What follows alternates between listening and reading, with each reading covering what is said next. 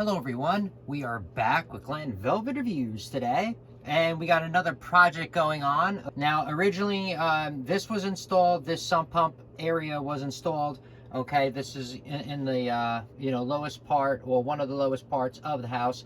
Originally this was installed, so this was installed 25 to 30 years ago originally, okay, and they ran a line in there, as you could see the vent. They ran a corrugated line in there, the one that has the slits in it, the drain line that runs all the way up somewhere else as like a French drain in another part of the house.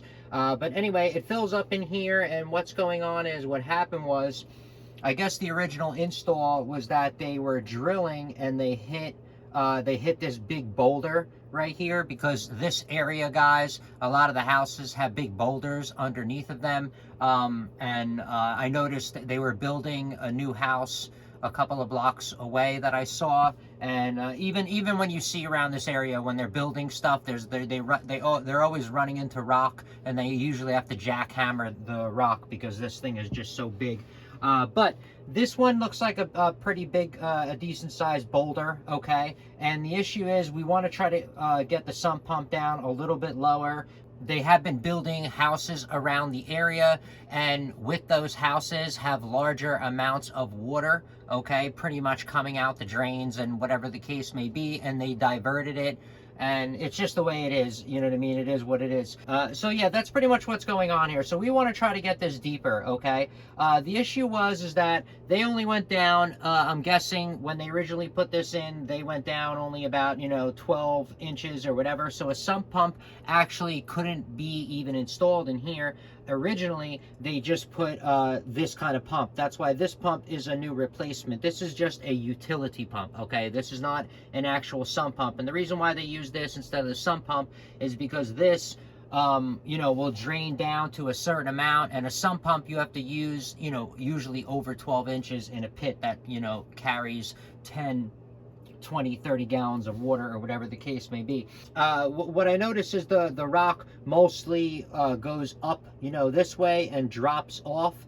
So I'm thinking is that I'm just going to cut, I'm going to start and I'm going to cut some of this rock out and then just chisel it. If I can get 24 inches down there, okay, down a little bit deeper, okay, I'd be pretty happy, okay? So if I can get 24 inches total, 36 inches is the ideal, for a great sump pump to have in your house, if that's what you have, and to be able to absorb, if you have massive amounts of water flow, anything you could throw at it. If you have a 3-foot deep sump, okay, and those 18-inch wide ones, you'll be pumping water, with no problem. This is not going to be the case with that. I understand it, but I'm just trying to get a little bit deeper, because when it does rain, with the new houses and the developments and what's going on around the area, this does get a lot more water than we used to. And the issue is that this pump is constantly turning on, okay? If this is only 12 inches high, this utility pump is turning on, turning on, turning on. And another thing, guys, in this house, we're having plumbing issues, is what the tenants are telling me, or whatever the case may be, okay? And that's kind of what's going on.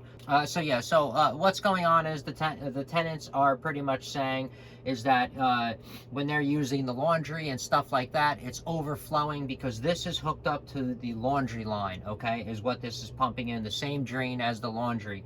And the issue is that the problem is that, remember, this is groundwater, okay, and you're still going to get some bits of dirt, okay, no matter how. This had a big filter and stuff like that, but before this had a huge filter system. Before this had like a little bit of a filter mesh in a pit, and it was only getting, just dirt. But the problem was, I kept having to snake the lines, because when people are doing laundry and stuff like that, it's overflowing, okay? And that's a huge issue, and no one wants to have that going on at their house. So what I want to do is, we want to cut this out, and then I don't want to pump the water anymore into the main. I want to pump it out. And you're depending on your municipality, guys, you are not allowed to pump your sump pump into your main. You have to pump it outside of your house, okay? A lot of places around the United States, code, law, whatever, is supposed to be like that, okay? So always check with your local codes and stuff like that when you're going to be doing work, because they are different everywhere you go. From what I noticed, when you have to get permits and stuff like that, everything's just different. I want to change this up a little bit, and instead of pumping it into the main, I want to pump it all the way up, okay, into about 8 foot high into the ceiling itself, okay, because this is the basement. There's a drop ceiling or whatever, and this is underground. So in order to get outside, we have to go 6 to 7 feet high anyway. So if we go a couple more feet high, we can go up to the ceiling and just run it in the ceiling. It's not that big of a deal or an issue.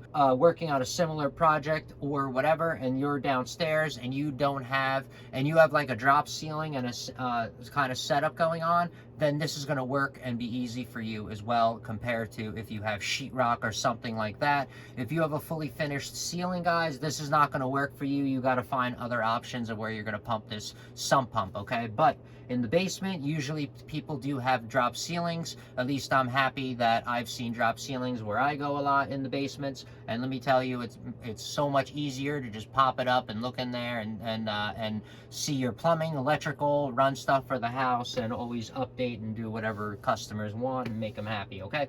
But anyway, that's the plan. That's going to be the project of what's going on. So I just want to let you know. Now my plan is to, get some new, get some blades that we're going to be able to test out or whatever. But my main plan is I'm just going to cut this away. Okay, I'm going to mainly just, cut this. The issue is that this does fill up with water a lot. So I, have to plan it out and do it. You only have I only have like a day or so. You don't have much time to do this because majority of the time there is water in here. Okay. And it's only, majority of the time it is always filled up with water, guys. So that's the issue that we're having anyway. And that's why I want to go, like I said, I want to be able to pump a lot more water out and get it out of here.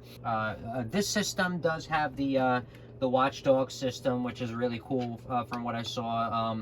I'm guessing because this is a utility pump, so it's easier to have something like this instead of relying on that, because remember, Sump pump has the float, okay? But anyway, let's get this started. I'm going to start cutting. We're going to get some blades that we can do reviews on and stuff off Amazon or whatever, and we're going to work on this project and do reviews on the cool new items that we get along the way as well that we're going to test out. But all right, guys, so Glen Velvet Reviews, we'll be back, and we'll see what's up as soon as this starts to drain. Probably tomorrow or the next day I'm going to start this up.